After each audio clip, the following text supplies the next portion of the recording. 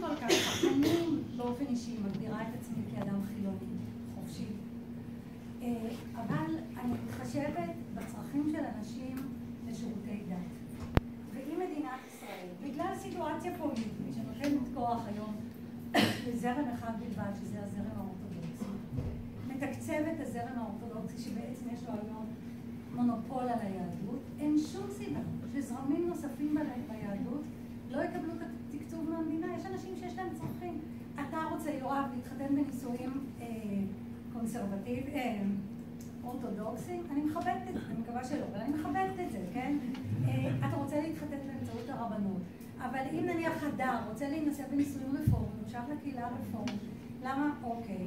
למה? דבר איתי אחרי זה. למה שלא תוכל לעשות את זה? למה שהמדינה לא תאפשר לך נישואים קונסרבטיביים? מה שאני מנסה לומר זה שצריך לאפשר פלורליזם, צריך לאפשר חופש נישואים, צריך לאפשר לזרמים השונים ביהדות לתת שירותי דת למי שנזקק לזה, למי שאני כבר בהפוגה, אבל אני כל היום מחתנת זוגות, היא והוא, היא והיא, הוא והוא, כי הם לא רוצים, לא את הממסד האורתודוקסי ולא את הממסד הרפורמי ולא זה. למה שלא יהיה חופש בחירה בנישואים? שיהיו נישואים אזרחיים, רפורמיים, קונסרבטיביים, בצד הנישואים האורתודוקסיים? אני מסכים איתך לגמרי, אבל למה שהמדינה תממן את זה? אז אני אומרת, כי המדינה צריכה לאפשר לאזרחים שלה שירותי דת. ואם כרגע צריכה לאפשר לאזרחים שלה, אני לא אומרת שצריך להיות מונופול, אבל היא יכולה במועצות השונות, בערים השונות, מי שזקוק לשירותים האלה. אני בעד שהמדינה תאפשר לו את השירותים האלה. מי שלא זקוק להם אומר להם שבת שלום, שלום על ישראל. אם הם מממנים את הזרם האורתודוקסי, וכנראה לא יפסיקו לממן אותו כי אין לנו כוח פוליטי, אני גם דרך אגב בעד לתת לאנשים דתיים ומאמינים את השירותי דת שלהם. האורתודוקסים, מי שזקוק, סתם נפלתי עליך. לא נראה לי, כן, אבל סתם נפלתי עליך.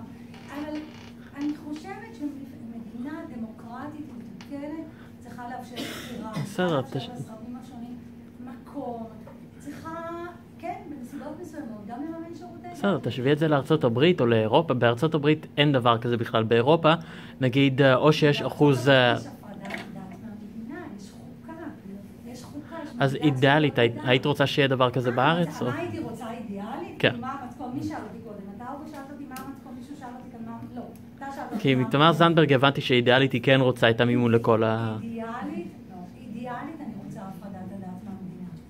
שהפוליטיקה לא תהיה מעורבת בדת, וחופש דת וחופש מדת.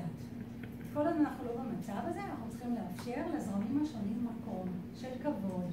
כן, אפשר לאפשר מקום. אני אומרת את זה בתור אדם חילוני עדי שלא מאמין בכלום, ואני מכבדת את זכותם של אנשים אחרים. ואידיאלית סטייל ארצות הברית, כן? שום דבר שיממנו את עצמם?